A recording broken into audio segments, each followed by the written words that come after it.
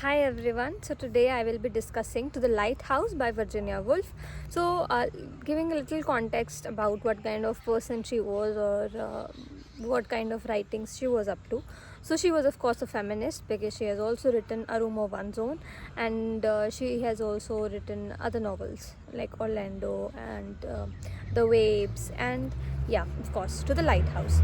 So she is somebody who lost her father and mother, and while she was dealing with the grief at that time, she was also diagnosed with bipolar disease, and yeah, she had some mental breakdowns.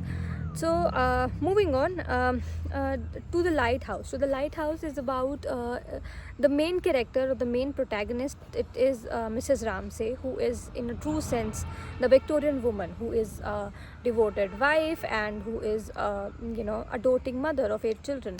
So she is all that. She takes care of her children, and she caters to the shortcomings of her husband. She hides them, and she supports him in true sense. But yeah, Mr. Ramsay is not somebody who does that also. So yeah, but there is another character, which is Lily Briscoe, who is the feminist icon of this novel.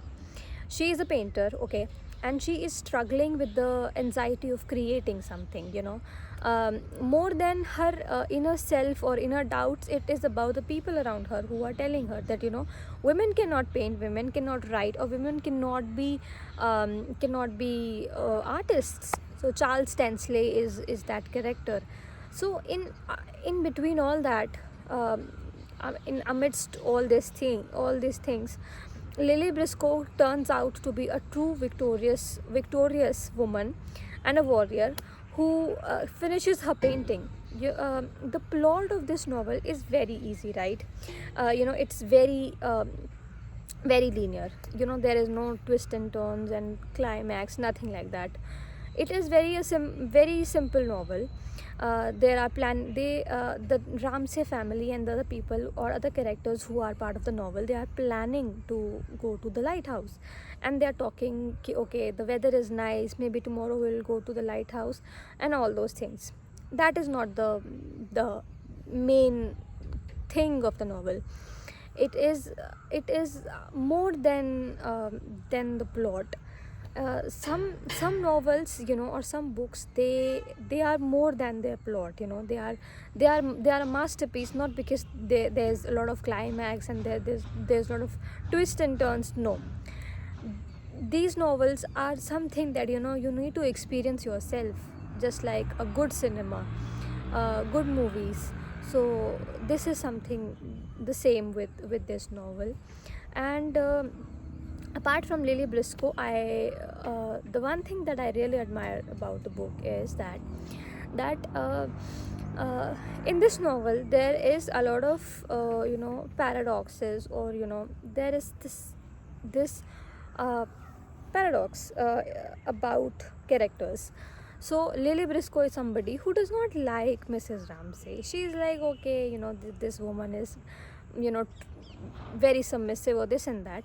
But when she dies, she is thinking about Mrs. Ramsay, and she is, not only she is able to admire and like her idea of life, but she also likes her. She begins to like her, and not that she never liked her, but there is this very crisp balance of not liking somebody and liking them for some reasons.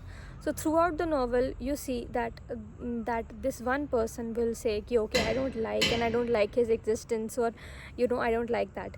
But then the other thing that they will say, okay, I might like these things about that person. So in the same way, Mrs. Ramsay and Mr. Ramsay are two people who are married to each other.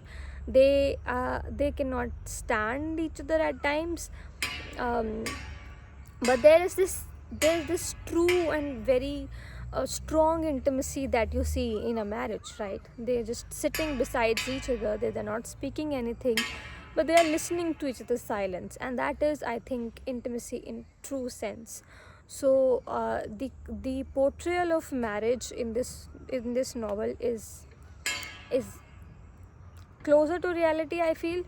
It is not about the romance that is in that is usually glorified in all the novels and all the cinema. It is not about that.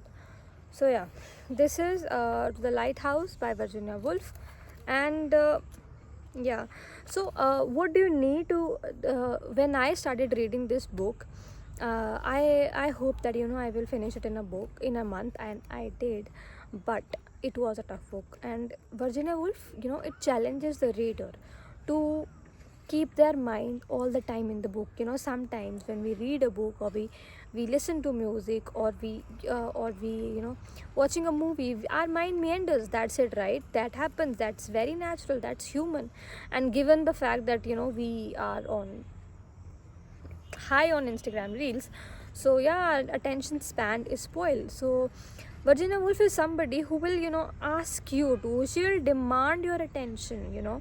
You cannot meander away, because the moment you will your mind will wander, you will lose the plot.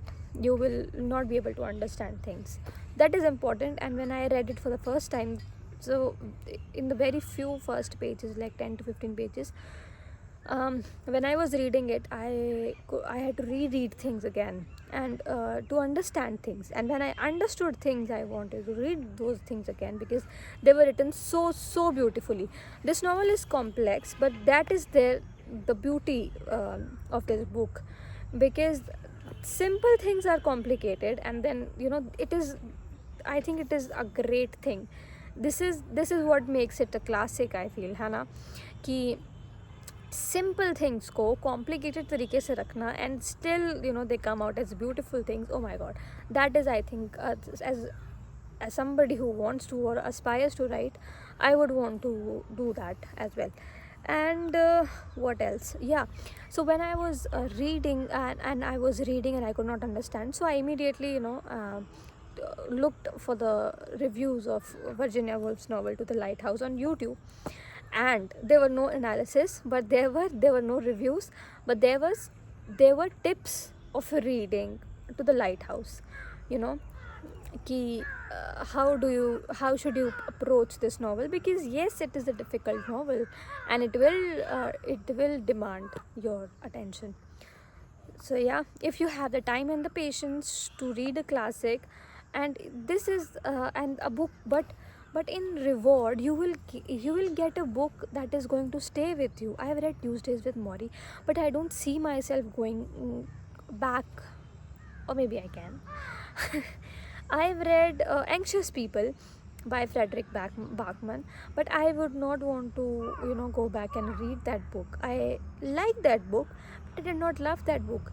I don't know I like this or not, but I am definitely going back to this novel again, and I see myself reading this novel again.